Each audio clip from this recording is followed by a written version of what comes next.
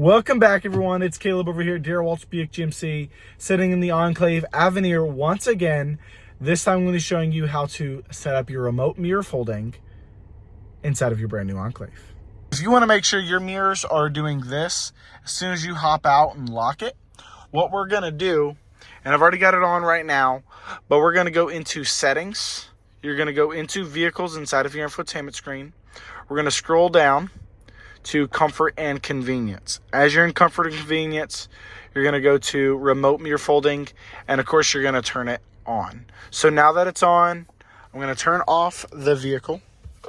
Going to hop out with the keys.